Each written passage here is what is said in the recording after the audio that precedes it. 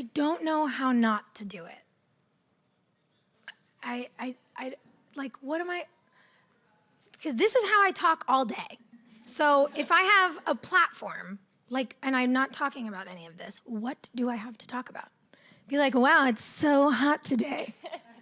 I don't, like, People used to tweet like that. But like, I don't need that on the internet. I'm like, I don't have time for your commentary on the weather. If there's like a funny joke about it, or you're like complaining about the fact that you're wearing a pencil skirt and your thighs are chafing, hello, like, I get it. But there has to be, we all have to feel like we're being authentic to ourselves. And I think for me, I don't like the way that women are very often treated on the internet.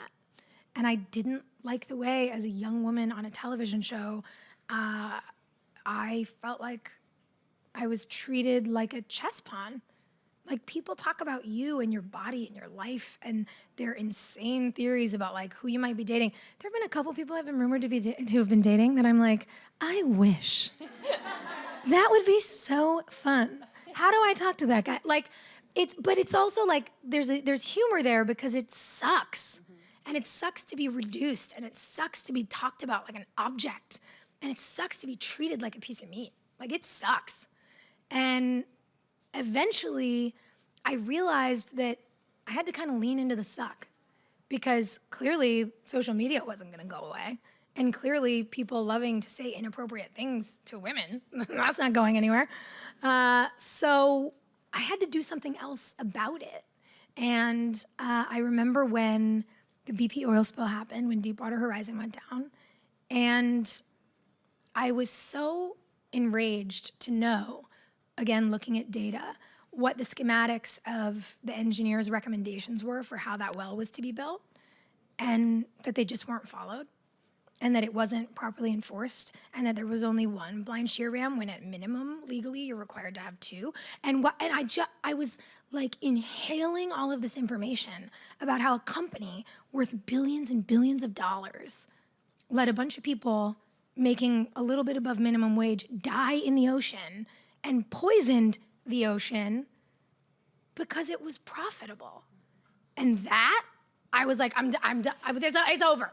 Like, I just lost it. And I was like, cool, Twitter, what's up? I'm here. I'm going to New Orleans next week. I'm here.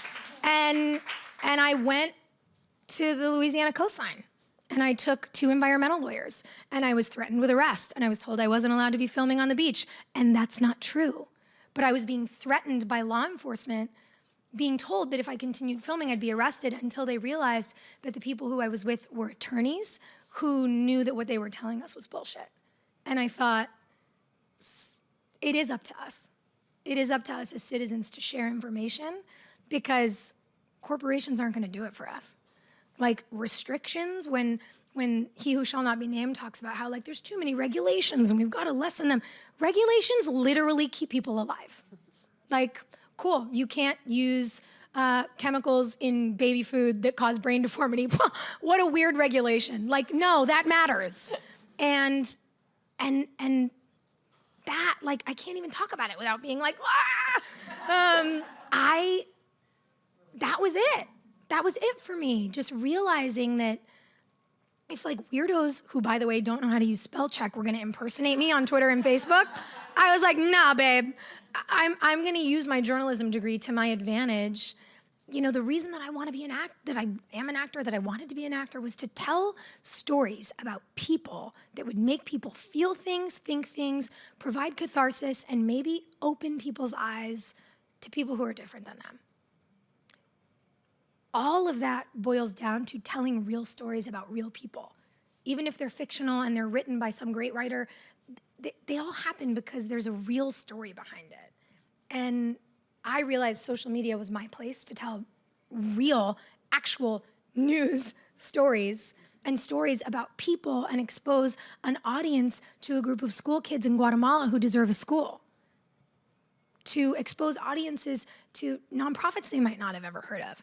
To tell women like, yo, you deserve to have sovereignty over your body, don't be embarrassed about it.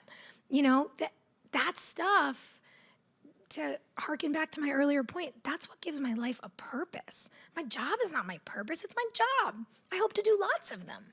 I hope to do lots of shows and lots of films and eventually write them and create them and produce them and go back to directing and like all of those things.